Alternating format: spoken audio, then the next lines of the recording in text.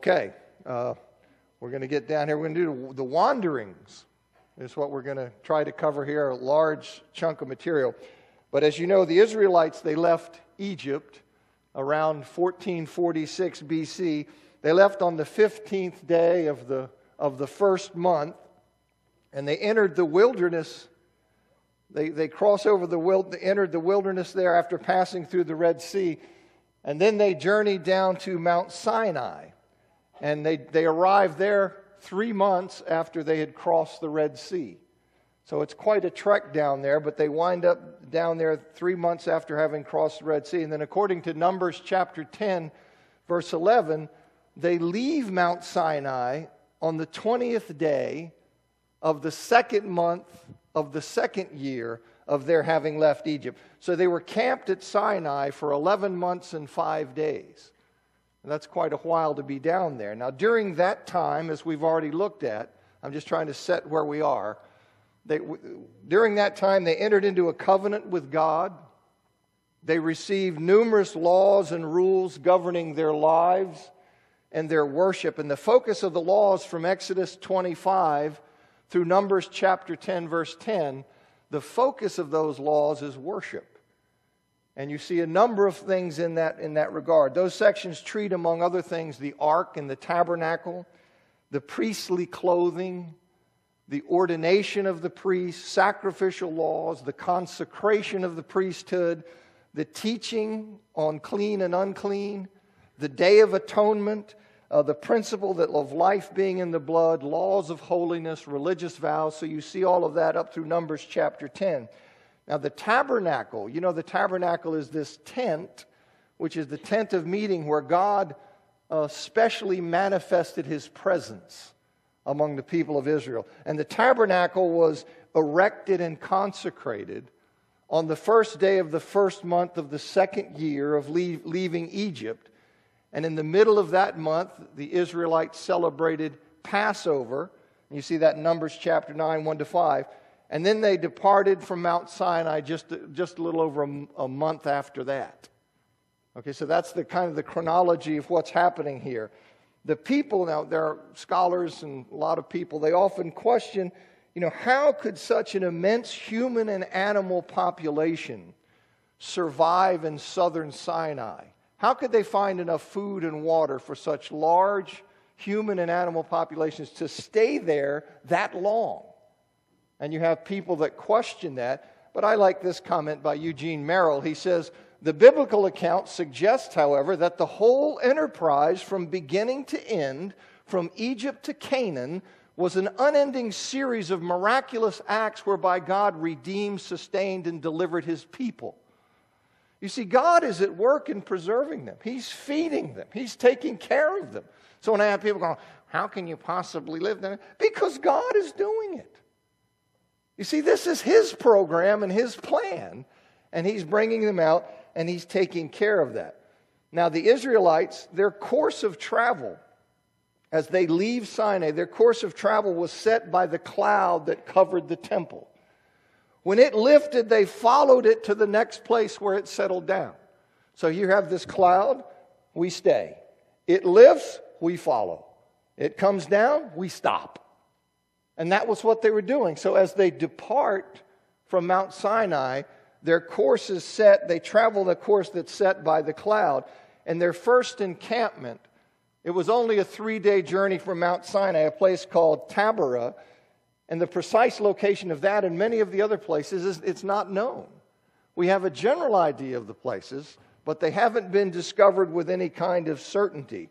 And at Taberah, the people there, they complained about their difficulties, their misfortunes. Oh, this is such a bummer for us. Look at all the hardships that we have to do and how we've been living and all that kind of thing. Well, fire from the Lord comes down and burns up outer parts of the camp. And the people cried out, and Moses prayed and interceded for them, and then the fire died down. In fact, that's where that name Taberah comes from. So here they are, they're 3 days out from Sinai, they're complaining about their misfortunes and their hardships, and God says, well, here's some fire for you. I don't like this, what you're doing.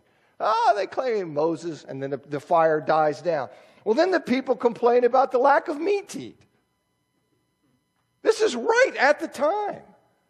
Then they're complaining about the lack of meat and about the manna that God had graciously provided them. They're living in the wilderness and He's giving them food. Miraculously giving them food, and they don't like it. They're complaining about it. They had the audacity to say that things were better for them in Egypt. Here they say, Numbers chapter 11, verses 4 to 6. Now the rabble that was among them had a strong craving. And the people of Israel also wept again and said, oh, that we had meat to eat. We remember the fish we ate in Egypt that cost nothing. The cucumbers, the melons, the leeks, the onions, and the garlic. But now our strength is dried up and there's nothing at all but this manna to look at. I'm sick of this. But when I was in Egypt, man, I had fish, and I had all those good things there, and so, most of you know the story for sure. God then covers the camp in quail, and then He struck down many with a plague. And this place is known as Kibroth Hattaavah, which means graves of craving. You see, they were craving meat and complaining. So the place becomes graves of craving because God sent a plague among them. Because there's just this insane ingratitude. But do you see yourself in any of that? You see, I see myself complaining about things that have been provided for me, even things I've prayed to receive. I see myself sometimes complaining about the very blessings that God has given me. But that's what that's called. Now the people, they next camp at a place called Hazeroth. And here it's marked on this map, but its location is uncertain. But they camp at a place called Hazeroth, where we're told in Numbers 12 that Moses' brother and sister, Aaron and Miriam, they challenged his unique role in God's relationship with Israel. They didn't think that, listen, Moses, why should you have this certain particular role? And they challenged that, and God rebuked them. He rebuked them, and then He inflicted Miriam with leprosy for 7 days, just to let them see this is serious business. I have chosen Moses. And they're complaining about it, and He says, no, this is not right for you to do this. Miriam, you got 7 days. You have this. They say, heal. And He says, well, even if somebody dishonors his father, it's going to last for a while. So she can keep this for 7 days. And so He has that. Now the Israelites, they left Hazeroth, and they camped at many other sites en route. Oh, I got this cool little thing. En route to Kadesh Barnea. Okay, they camped, and you can see there in Numbers 33 and other places where you see that it's told where they camped, but the sites, we don't know where they are. Now, this one, Kadesh Barnea, is almost certainly known. That's almost certainly the right spot for Kadesh Barnea. But they camped at many places, and it's at Kadesh Barnea, that location that's known with a high probability. That's where this pivotal event involving the 12 spies happens. This is where they are when the spies are sent out. Now, at Kadesh Barnea, God instructed Moses, you see in Numbers 13:2, to send men from each of the 12 tribes to go spy out the land of Canaan. And it was to prepare Israel for conquering the land that God was already in the process of giving them. He's in the process of giving them this land. And He says, you have the people go spy it out to prepare them to go ahead and take what I'm in the process of giving them. And so they do that. Now the 12, which included Joshua and Caleb, they scoped out the land all the way from here, all the way well north of the Sea of Galilee. So they're traveling a couple of 100 miles. But they go, and it's debated about how far north of the Sea of Galilee they went. But they go up north of the Sea of Galilee, they scope it out, and then they returned with a report 40 days later. And the spies, all of them agreed that the land that they had seen, that it was a rich and tremendously bountiful land. They could see this idea of it's a land flowing with milk and honey. This means that it is super pasture land, which would then feed the animals that would produce milk. Bountiful flowers that bees and all would use, and then we'd have one. So it's just this rich land, bountiful land, and they all agreed about that. But 10 of the spies told the people, in essence, look, that's all true, but the cities are too fortified, and the inhabitants are too large and too fierce to make conquering feasible. You just can't, no, it's a great land, no doubt. Land flowing with milk and honey.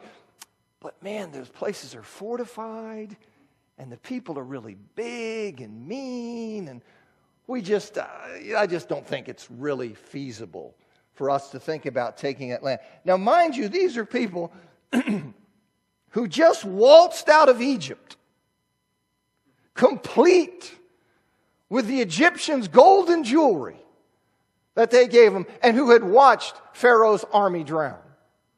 But they said, I just don't think. When I look here, I don't think. Well, the people of Israel, you see, then at that point, they're all discouraged and they're fearful. Why? Because of these 10 voices. They've made the people fearful. They've weakened the people. That's a bad thing to do. You see, that's a bad thing to do to the community of God, is to weaken the people. And so they came in and the people are all afraid. They complain against Moses for bringing them out here where they're going to be killed by the inhabitants of Canaan. You brought us out here to die by the sword. If we take this land, we now see that we're going to get killed. We're going to be slaughtered in battle. Oh, what a bummer. What a just terrible thing that you've done. And they wanted to choose a leader to take them back to Egypt. You see that in Numbers 14:4. Joshua and Caleb, they tried to look and said, no, don't talk like that. God is able to do the job. Don't rebel against him. And they picked up stones and they're ready to kill them. They said, no, we want to go back to Egypt. We don't want to go in here and face these terrible, large, fierce people. We're going to die. We're going to die by the sword. How could you possibly do that to us? Let's get somebody to take us back to Egypt. Don't do that. We'll kill you. If you oppose our move to get somebody to take us back to Egypt, we'll kill you. Well, the Lord appeared, and he rebuked the people. And after Moses interceded for them, the Lord told the people through Moses that none of those who are aged 20 and older who were listed in the census of men able to go to war. That's the census that's given in Numbers chapter 1, which is why it's called Numbers. But you have this, he says, none of the people listed in that census except Joshua and Caleb would enter the promised land. Now, for what it's worth, women aren't listed in that census. Neither were Levites listed in that census. And Levites, by the way, no representative of their tribe was among the 12 spies. Because you had Ephraim and Manasseh, the two sons of Joseph. Those tribes had representatives among the spies. But anyway, it says nobody 20 and older who's listed in that census will enter the land except Joshua and Caleb. Rather, Israel's entrance will be delayed. It will be delayed, you see, until they've lived in the wilderness 40 years. Now, it's not clear whether that means 40 years total. See, from the time that they entered over here, the wilderness of Shur, and then came down to the wilderness of Sin, and you have the wilderness of Paran, and over here's the wilderness of Zin. But whether it includes that time, then it would be an additional 38 years, or whether it means 40 additional years. But in any event, they're going to live in the wilderness so long, you see, that the people, all the people there on that census except Joshua and Caleb, they were going to die. And so he's basically saying, your life from here out is going to be life lived in the wilderness because you would not trust me when I told you we could go in. So they're going to wind up living there. And the 10 spies, by the way, who instigated the rebellion, they didn't have to wait that long to die because God sent a plague among them and they died from the plague.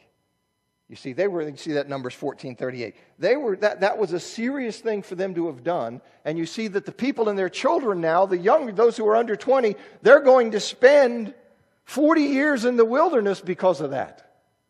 And that's what happens to them. The people, they mourn, you know that. They mourn, and when they heard that news, and they said, oh, this is just terrible. Oh, this is a bad thing. So they decided that they could circumvent God's judgment. God has said, you're not going to enter into that. You're going to stay out here. You're going to wander in the land in the wilderness for 40 years. They decided that they could circumvent God's judgment, and we're going to attack the land. We'll just come up and watch, we're just going to come up and attack the land. And Moses says, God won't be with you. Don't do that. Don't think that this is happening by you. If God's not with you, you're not going to succeed. And so they forge ahead anyway, and Moses told them it would turn out badly. And then they do that only to see the Amalekites and the Canaanites defeat them, and they have to flee. And so they run back down, and they're defeated, and then that begins really the wilderness wandering proper. And we're told really little about the events during the decades of their wilderness wandering. We're told very little about that, about the decades when Israel's in the wilderness. And that's not surprising, really. Because as someone has said, Numbers is not a history of Israel, but an essay about the consequences of disobedience. You see, that's really the point. And you get that point without having, a log of everything that happened during the decades when they're in the wilderness. Now, presumably, Kadesh Barnea, this served as some kind of base of operation for the Israelites during those years when they're in the wilderness, those decades when they're in the wilderness because of their unbelief. God was bringing them into the land. They rebel and won't believe me and say, we can't do that. Take us back to Egypt. We're not going to do that. We can't do that. They're too big. They're too powerful. And God says, all right, have it your way. You're not going to do it. You're going to stay in the wilderness. But the younger people will grow up, and I will take them in. Now, we do get some indication, some reports of some events that happened during this period. And in Numbers chapter 16, you have the story of Korah.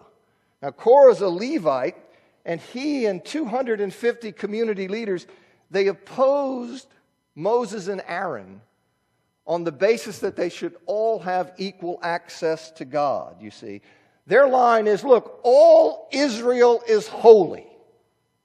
All of Israel is holy. So no one family line should be exalted to the priestly function. What's that about? We're all holy, right? I mean, there should be no distinction so that one family line is given the priesthood. So they didn't like that idea. And see what that is? That was a challenge to God's right to choose select groups for specific purposes. No. You can't pick Aaron's line to be priests. All of Israel is holy. So you can't, that's not right. So it was a challenge to God's right to choose select groups for specific purposes. You see? And that challenge, and you see that spirit alive today, by the way, in those who challenge, for example, God's right to choose men as leaders of the family and leaders in the church. How's that be? Women, they're smarter, better, whatever it is. How can we be stuck with men leading? God chose them. Now, you can take it up with him. You see, but he has a right to choose these things. And he has made that choice there. Now, we had Dathan and Abiram. They opposed Moses' authority as a leader of Israel on the basis that he hadn't brought them into the promised land. Look, the guy said, come out here, we're going to go. And look, he hasn't produced. And so they opposed him on that basis. Well, you know the result. The result of this rebellion is that Korah, Dathan, and Abiram, they were swallowed by the earth. And the 250 community leaders were incinerated by God. Now, that's just Bible, right? Now, some of these things, I sometimes get the sense that we don't like, how God is revealed to us sometimes. We say, well, no, can we soften that or do something? This is who God is. He's holy. And this affront to God from the people he's delivered from slavery and brought them out and blessed them and cared for them. And they repeatedly, I don't believe you. I'm not going to go in. Why did you do this? Send me back to Egypt. Why did you pick Moses? Why did you pick Aaron? I can't stand it.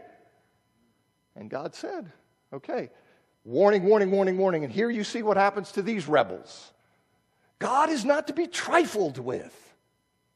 And you see it here and you see it many other places. It's all over the Bible. Now the people, they then gather in opposition to Moses and Aaron. They apparently sided with Korah, Dathan, and Abiram, and they were unwilling to accept God's judgment in the matter. God brought a plague on the group. And then Aaron, he made atonement on their behalf by offering incense. And then God relented, but not before 14,700 Israelites had died. You see? So God relents, but you have this punishment that is inflicted on them. In Numbers 17, God is trying to get the people, He's going to give them graciously another example. So they can look at this and say, all right, everybody, give me your staffs. You know, staff's this old dried stick. And he says, collect them together. And he says, Aaron, you sign here on Levi. And what happens to Aaron's staff? Aaron's staff winds up sprouting, producing blossoms, and bearing ripe almonds. And bearing ripe almonds, you see, and this was confirmation and visible proof for the people who were continuing to have difficulty accepting God's choice. And he says, look, do you see this dry staff that I have caused to now produce ripe almonds? Do you not recognize whose staff that is? And do you not see that is confirmation that I, God, have chosen them? And you must accept it. And so he does that, but he gives that to them, you see, graciously. And that's proof of God's selection of Moses as a leader and of Aaron's line as the priesthood. Numbers chapter 20, Miriam dies. And the people quarrel with Moses and Aaron because there's no water. They just, this is just crazy. We don't have any water. We can't survive. And this is where Moses, he spoke to the people and he struck the rock with his staff to bring forth water rather than speak to the rock as the Lord had commanded him. And for this unbelief, and that's how it's characterized. Unbelief. God said, you speak to the rock and it'll bring forth water. He speaks to the people and strikes the rock with his staff. And God says to him, because of your unbelief, you see, that act of unbelief, that you will not enter the promised land. This leader who comes out, he will not enter the promised land. Moses himself was not permitted. He's, of course, later he's going to be able to see into it from the other side of the Jordan, but he's not allowed to enter it because of that. Now, near the end of this wilderness wandering period, Moses, he made plans to enter Canaan from the east. This is going to be how we're going to come in. He's going to come in, he's going to enter Canaan's land, but he's going to enter from the east. So he makes plans to do that, but this would require Israel to traverse Edomite and Moabite territory. You see, if I'm going to go here and I go up the King's Highway, that's this green line, then I have to come over here and I'm going to go through Edom and I'm going to go through Moab. So he sends messengers to the king of Edom asking permission that he can cross the land. He says, listen, I'm not going to mess with you. I'm not going to take your stuff. I just want to get through your property. Let me just get through your territory. That's all I'm after. And the king of Edom, he denies that request. And then the Israelites, they set out from Kadesh Barnea and go to Mount Hor. Now this has it here, but Mount Hor, the location of it is not known with any certainty. But they go to Mount Hor, and that's where Aaron dies. But something happens, whether they went up further or it's simply the move to Mount Hor. But the Canaanite king of this city of Arad, this Canaanite king of this, it's a city-state, you know how this is. Like they're like little nations. This city-state, the Canaanite king of Arad, he learns of Israel's presence. You've got this huge population of people down here. And so whether they moved up here and he gets word about it, well, he comes and attacks them. He attacks them. You've got this king says, I've got a military, I've got forces. Here they are. I'm going to do a preemptive strike. I'm not going to wait around and let all these people come up here and overrun me and kill me. So he goes down and he attacks the people, and the Lord grants Israel the victory, and they destroyed Arad, and presumably the cities nearby, the towns and villages that had presumably allied with the king. So they wind up destroying them, and then Israel, they then turn south.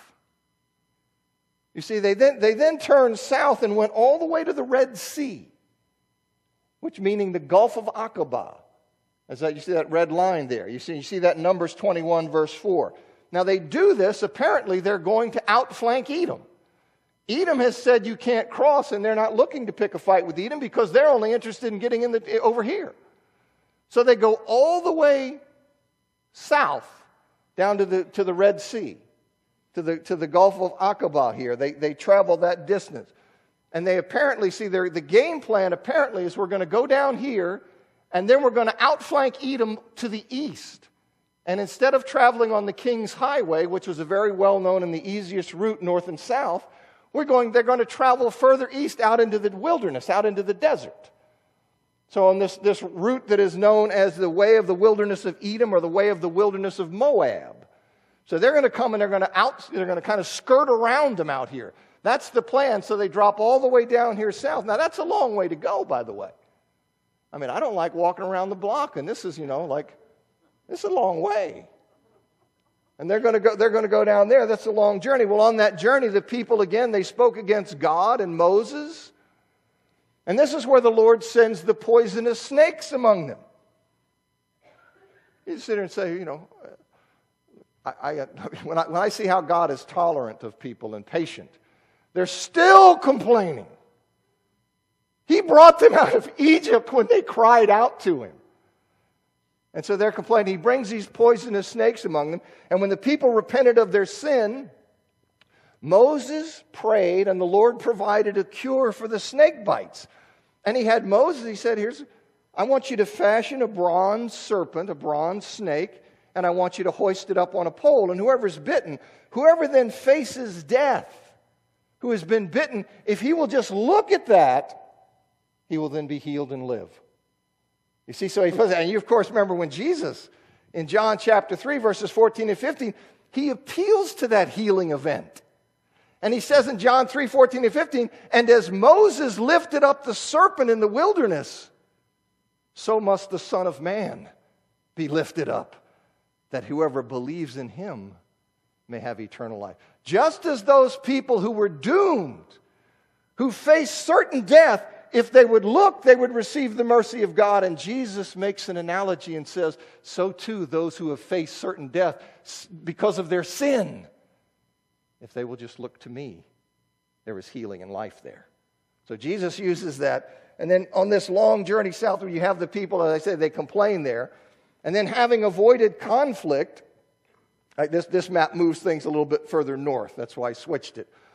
Having avoided conflict, see, with Edom and Moab, as Israel continues north, they send messengers to Sihon. He's the Sihon here. Whoa, he's the king of... I need to go back? Yes? No? There we go. Here, this king of Amorites. See, so here's Edom down here, Moab, and he controls this territory in here from the Arnon River to the Jabbok River, although Og, who's another Amorite king, his territory may have pierced down into here. But you have this is a good area of territory. So they're still coming north, so they go ahead and they say to Sihon, they say, hey, we want to pass through your territory, just as they had done they had tried with the king of Edom, so we want to pass through your territory. Well, he says, listen, he attacks them. He attacks them, and he attacks him, and Israel defeats him. This is one of these blessings of God. Can we pass through? I got something for you. Pass through, all right. He comes after him. What happened?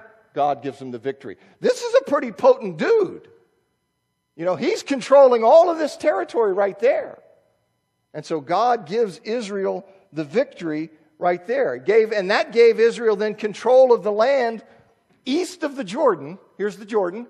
So now Israel now controls the land from the Arnon about 45 miles north up to the Jabbok and west of the Ammonite territory. So basically in this rectangle. That's now Israel. God has given that to them. They got attacked. God said, you're going to win. And so they then have that victory there. Now, so they take that victory. Then north of the kingdom of Sihon, there was another Amorite leader, a man named Og of Bashan. And he controlled land. He controlled the land from the Jabbok River far north of the Yarmuk River. Okay? So you have Sihon controls basically this area, and then Og controls from here, another Amorite leader, all the way up here. This is his territory. And so they're heading north. He controls that region. And these are the regions of Gilead. You see, Gilead and Bashan. This is really rich territory. Fertile pasture land. And so he's the one who controls now. Now, Israel had advanced all the way to Edrei, which is about 30 miles southeast of the Sea of Galilee, right here, before Og could come against them. And so Og then comes against them. He advances against them. But God gives Israel the victory over Og, which meant now they control from the Arnon Valley, from the Arnon River, all the way to Mount Hermon. So they control this entire region east of the Jordan River. That's about 150 miles. God gave them that land as they're being attacked and these kinds of things. See, that's what prompted Balak. You remember the story with Balaam? That's what prompted Balak, who's the king of Moab, the land to the south now. You see that this land is all now controlled by Israel. Well, this guy down here is saying, that's not good for me. You see, he says, I'm thinking they're going to come and they're going to take my territory. So that's what prompts him, Balak, the king of Moab, to hire Balaam to put a curse on Israel. Because he sees, he's afraid that now that they have this thing, they're just going to absorb my territory. That's not their intention, though, right? They're going over to the land that God has given them. But he doesn't know that, or doesn't believe what they told him. And so he's saying, so he hires Balaam, but Balaam was unwilling or unable to speak falsely in God's name, and he winds up blessing Israel rather than cursing her. You see, I'm going to give you all these things. He says, look, I can't. And so he blesses Israel rather than cursing them. But Balaam, after that, however, he succumbed to the temptation to harm Israel. I guess, all this money on the table. He says, I can't prophesy falsely in God's name, or God won't let him, one or the other. But he still liked that money that they were throwing around. And so he succumbed to the temptation to harm Israel because he gives the Moabites advice to use their women to pull the Israelites into idolatry. That'll work. You see, you use your women, you can pull the dudes. You see, you use the women and you'll be able to pull them into idolatry, specifically the worship of Baal of Peor. And you can see what I'm talking about here in Numbers 25, 1-9, and in Numbers 31, 15, and 16, you can see Balaam's role in that. You also see Balaam spoken of in 2 Peter 2:15 and in Revelation 2:4. See, Baal of Peor, that's the Canaanite form of Baalism. Different twists and flavors. And this involves sexual immorality.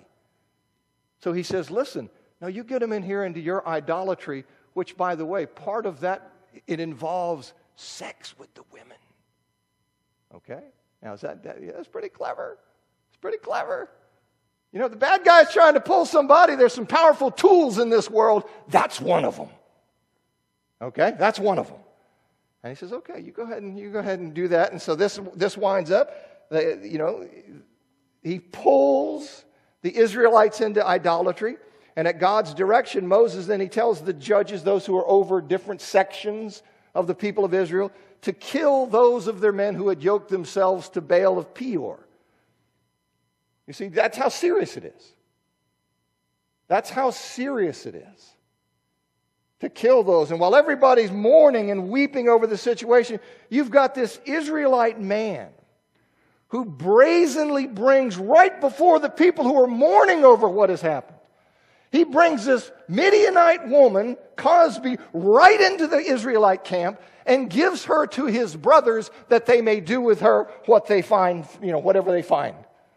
Whatever you want to do, you go ahead and have your way with her.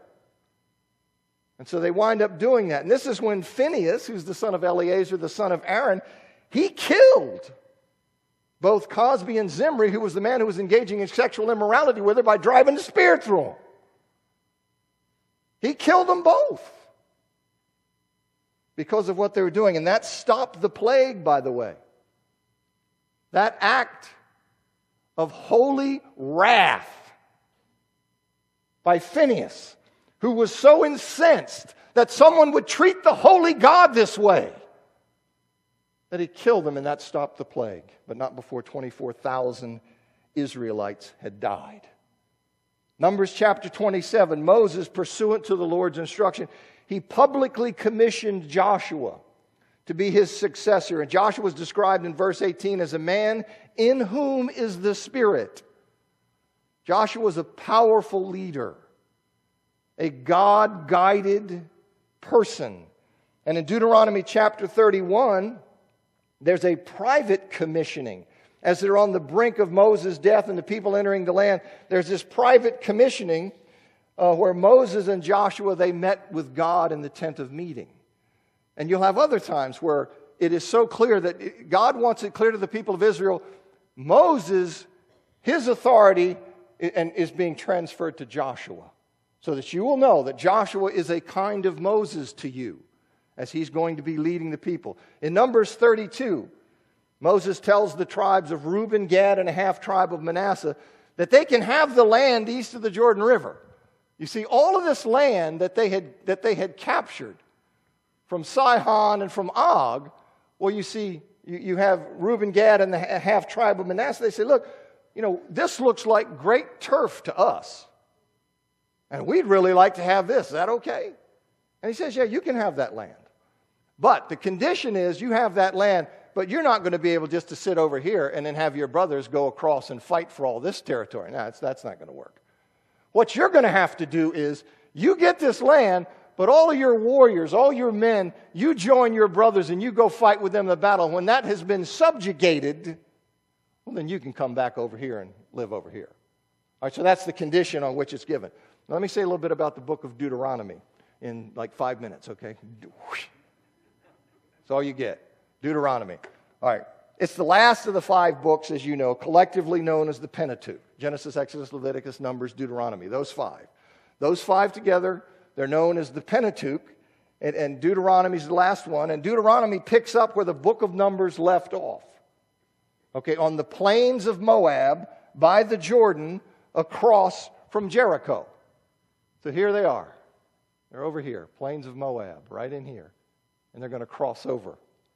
But this is where the book of Deuteronomy picks up. In Deuteronomy, it contains 3 lengthy speeches. But what it is, it's Moses' farewell address, essentially. It's his farewell address and his charge to the people, in which here he is, the people are on the brink, on the verge of entering the land that God had promised to them centuries ago. And Moses essentially retells the teachings and the events of Exodus, Leviticus, and Numbers. And there are 3 main speeches that Moses gives here in Deuteronomy. You have this brief prologue, and then the first speech of Moses runs from chapter 1, verse 6 through chapter 4, verse 43. And that focuses on the great king's faithfulness. That's like the main theme of that speech of Moses. It focuses on God's mighty acts on behalf of Israel from the covenant at Sinai. You see, from the covenant at Sinai up to the point of Moses' speech. So he's looking back at God and saying, to them, the great king's faithfulness. And as Arnold and Beyer say, this survey of Israel's recent past illustrates the benefits of keeping the covenant as well as the pitfalls of disobedience. You see, he rehearsed that for them. He rehearsed that for them. Even Moses wouldn't be allowed to enter the promised land because of his disobedience. This is important. Obeying God is serious. In chapter 4, Moses exhorts them to obey in the present and in the future, and then he warns them repeatedly, for example, in chapter 4, verse 9, chapter 4, verse 23, not to forget the covenant. It's easy to do, and you see the people of Israel all the time. When God is right there doing something, manifesting himself, we're so sorry, we're so sorry. As soon as life goes on in a more normal rhythm, where is he? Where is he? Don't forget. Don't forget that you as a people, you came to God and agreed, and you were in a covenant with him and said, yes, we will obey all these things. We will be faithful to you. Don't forget that. Don't forget that. That's first bell, right? All right. All right. So he tells them that. Now, after an introduction, the second speech runs from chapter 5, verse 1, through 26:19. And Moses there, he restates the covenant laws, you see, in ways that are focused on life in the promised land. He kind of re-articulates them, he expands them, extends them, and puts them in a way. He draws out and fills in those laws and teachings in ways that are intended to bless the people in their future lives as they live in Canaan's land. You see, he gives them that, and he warns them and he exhorts them to faithfulness, and he gives them additional instructions. And it is in this section that there are a number of things you could, obviously all the Bible is great. But I pulled out a couple of things I just wanted to read and maybe say a word about. This is where you get the famous Shema, where he says in Deuteronomy 6:4-9, "Hear, O Israel, the Lord our God, the Lord is one. You shall love the Lord your God with all your heart and with all your soul and with all your might." We sometimes forget that. And we have the idea that service and worship in the Old Testament was supposed to be some dry, heartless. Never. God has never called for that. He has always insisted that people serve him from their hearts. But he says here, and these words that I command you today shall be on your heart. You shall teach them diligently to your children, and shall talk of them when you sit in your house, and when you walk by the way, and when you lie down, and when you rise. You shall bind them as a sign on your hand, and they shall be as frontlets between your eyes. You shall write them on the doorposts of your house and on your gates. Pretty important stuff. Yes? Important.